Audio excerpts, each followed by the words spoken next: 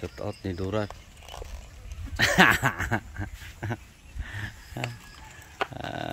Thank you Lord. So 11th harvest. Ano na to guys, ganansya na. 11th harvest, yan yung pagbibilang sa ganansya na. Noon din? Ha? 11th harvest hanggang mamatay, no? Yan na yung ganansya na. Real talk, no? So again, update ng ating ampalaya. 11th harvest, edad 70 days ngayon. Last harvest Sunday, ngayon ay Tuesday. Today's gap, no? So iniba natin yung schedule.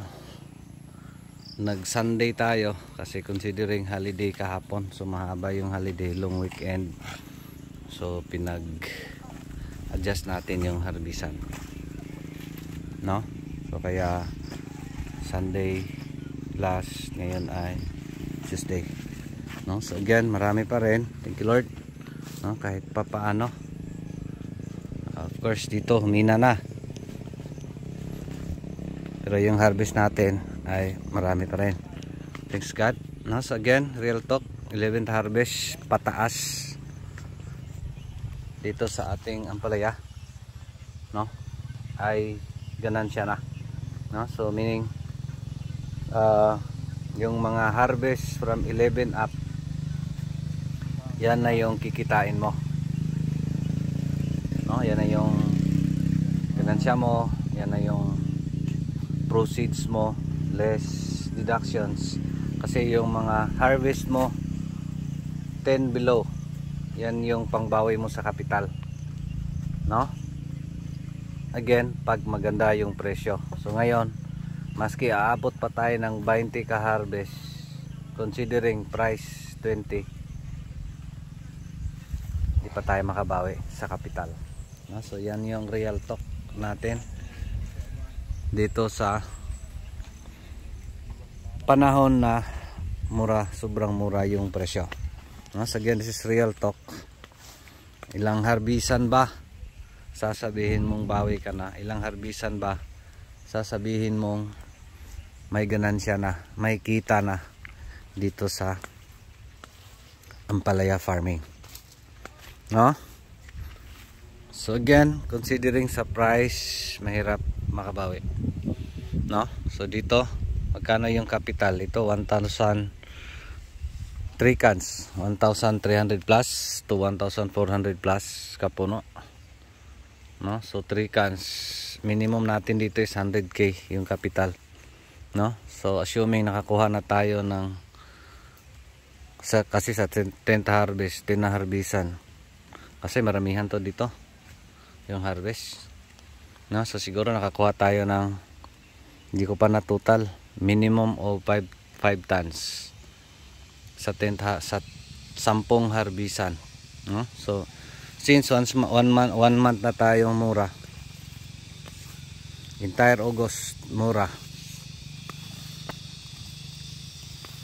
so magkano yung sa 5 tons times 20, that's 100,000. So kung titingnan mo, break even na dun sa capital, pero that's not true. Bakit? Gumagasta tayo, si abono, si medisina, si labor, si tubig, walang natira, no? Kung mayroon man, napakakunti, di ba? So yan yung sad thing dito sa ampalaya. Of course, malaking sugal. Tapos ito, yung nga, uulitin natin, in rare cases, kagaya ngayon, gaya ng Odette, ngayon pa tayo naka-encounter ng presyong ganito, no? So dahil sabay-sabay, so ito yung nangyari, ito yung kinalalabasan, no? So paano tayo makatipid sa maintenance ngayong murang presyo? Ayan, lapag tayo ng mga ipot sa gilid, left and right, para konti-konti na lang yung commercial fertilizer na ilagay natin. So isa yan sa paraan natin paano mapahaba yung buhay, paano makasurvive itong ating ampalaya, no? So again, pag ngayong September, entire September 20 pa rin yung presyo, lugi na tayo, hindi kaya makabawi, no? Tapos considering dito sa area natin marami, tapos may mga taniman pa sa ibang areas, pasibo, no? So may chance na di pa to tataas. So yan yung worst case scenario na nakikita natin, no? So sa atin is patuloy lang, laban lang, alaksan. Again, ulitin natin, mahirap, pero yan yung buhay ni farmer, no? Minsan meron, kadalasan wala. Yan yung masakit, no? Minsan meron, kadalasan wala, no? So it's life, no? Pero again sa atin, kasi yun nga, naka pre-selling tayo, so gagawin ko nito siguro yung interest lang muna yung babayaran natin, kasi yun lang yung kaya based dun sa mga savings natin, no? Kasi nag-save tayo ng pakunti-kunti, yung mga tira-tira, kasi di naman kaya talaga considering sa price na napakababa, no? So yun yung masaklap. So again, ulitin natin, real talk, 11th harvest pataas. So magkano ba yung presyo, no? 11th harvest pataas, yan yung ganansya mo, provided maganda yung pagbunga, gaya nito, maganda tong pagbunga, no? So 11th up, ganansya na yan, no? So 1 to 10, yan na yung pang capital mo, provided yung presyo 50 pataas, no? So yan yung computation natin, 50 pataas, kasi yung 50, no, doon tayo sa base 50. Kung titingnan mo yung 5 tons na harvest natin, ano na yan, yung pinakakunting harvest, doon tayo sa 5 tons, umabot na yun ng 200 plus, 250,000. 5 times 5, no, that's 250,000 less yung capital natin 100, 200 plus. So yung 100 plus, yan yung gagamitin mong maintenance, no? Lahat na yan, abono, medisina, tao. So in short, yung 5 tons times 50 in 10th harvest, bawi ka na, no? So yan yung basihan natin, yung price. Of course, may ganansya na yon. So, doon tayo sa base price 30, 35, yan, break even yan. Considering sa atin na lahat talaga, tao, lahat ay yun bang gastos, no?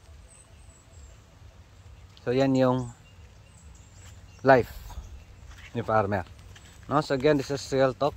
Yan yung nangyayari natin dito, no? So again, tanim lang tayo, no? So ganito yung buhay.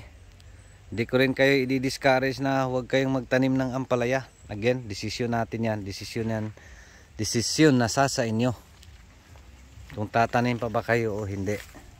Kasi yung nga, ito yung mahirap, pag malugi, saan naman tayo hanap ng kapital, diba? Ang laki nga ng kapital, tapos malugi, so mahirap, saan tayo mangungutang, no? So yan yung ano dito, i-considera natin is yung kapital.